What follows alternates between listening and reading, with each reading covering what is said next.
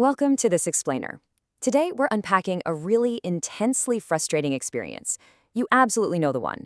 You're in the middle of a confrontation. You have the absolute perfect words lined up in your head. You know exactly what to say. But instead of speaking, you lose those words to tears. Your voice cracks, your chin shakes, and the person across from you looks at you like you just lost the argument. It's incredibly invalidating. But there is a totally fascinating science behind why this happens. Have you ever been so angry your body just betrayed you?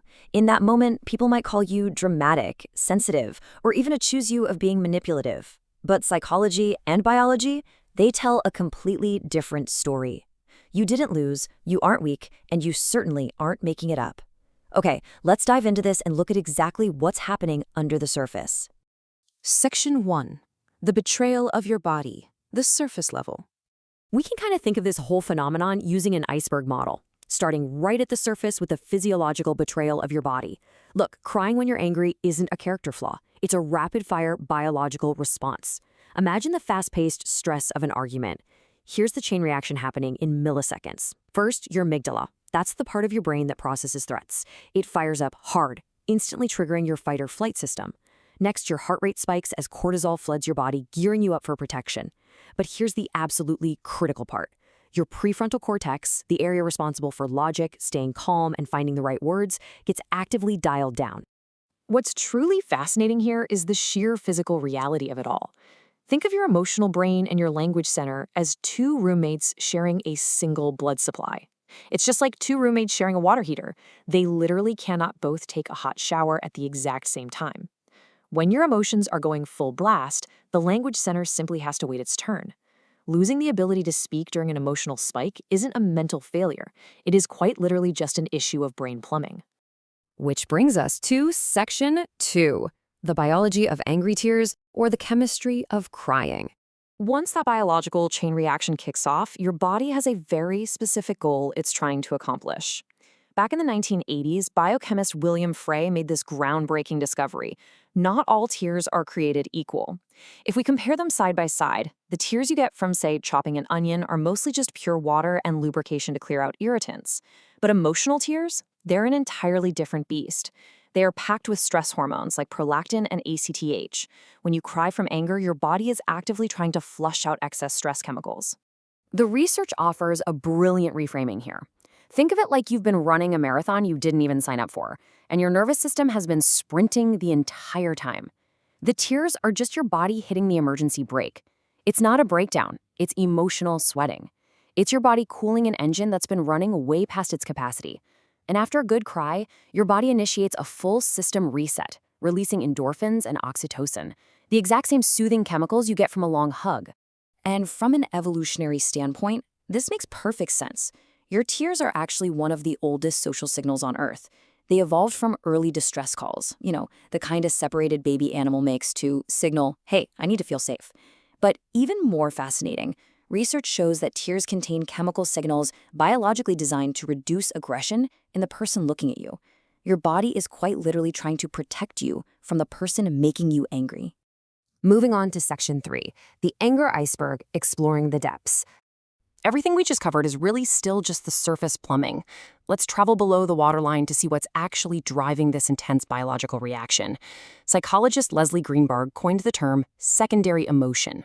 This means that what you think you're feeling isn't the whole story.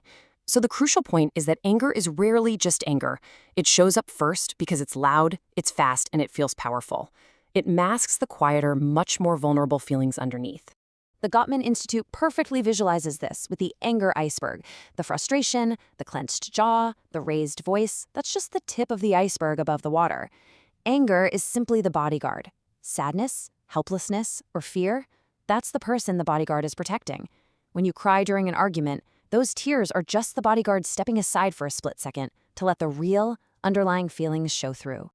Section 4, the fawn response. Let's get into the deepest waters.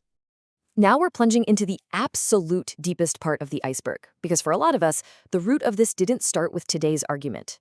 Trauma researcher Pete Walker identifies 4 survival modes: fight, flight, freeze, and fawn. Fawn is the one nobody really talks about. It's a strategy where a person appeases or cries to make a threat stop. If you grew up in a home where raised voices didn't mean a discussion but actually meant danger, and you literally couldn't fight or leave, your nervous system learned to default to the safest option. It learned that tears act as an automatic exit strategy to survive the conflict and de-escalate the danger. And here is the reality that catches so many of us completely off guard. Decades later, that exact same program still runs. During a confrontation at work or a heated moment with your partner, your body completely bypasses logic.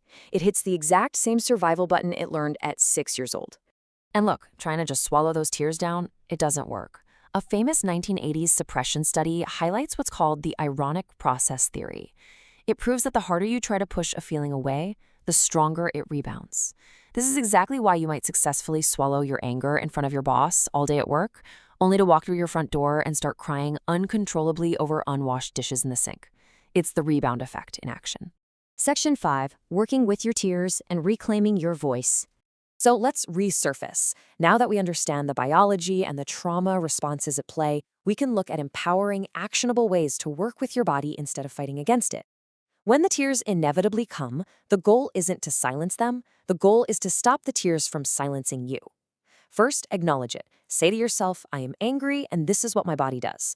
Do not fight it, and please, whatever you do, do not shoot yourself with a second arrow of shame. The anger is hard enough, you don't need to feel ashamed of your biology on top of it. And if you need to, step away so you can process the physical reaction without an audience turning your pain into a performance. Next, you need to deliberately work with your nervous system. Try this. Inhale deeply for 4 seconds. Hold that breath for 6 seconds, and slowly exhale for 8 seconds. Now, this isn't just fluffy advice. This concrete breathing method intentionally activates your parasympathetic nervous system, naturally de-escalating your body's alarm state. You're gently putting the brakes on.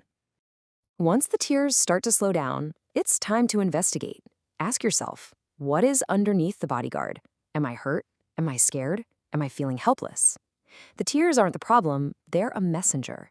And this brilliantly illustrates how we can reframe our tears not as a weakness, but as a vital, piercingly accurate tool for deep self-reflection. And it's absolutely crucial to recognize this. If the person across from you uses your tears against you, if they call you manipulative, tell you to stop faking it, or get angrier at your vulnerability, the problem was never your tears. It was never you. Sometimes the most powerful takeaway is recognizing that you are not the one who needs to change. You didn't learn to cry in arguments. You learned to survive them. A nervous system that overflows so easily might feel like a huge burden sometimes, but it's also the exact same wiring that gives you your profound empathy, your creativity, and your incredible depth. You're someone who feels at a frequency most people can't even reach. Your tears are just your body's way of saying, this relationship matters, this truth matters, you matter. So the next time the tears come, don't try to silence them. Listen to them, because they've been trying to communicate something incredibly important this whole time. The only question left is, what are your tears trying to tell you?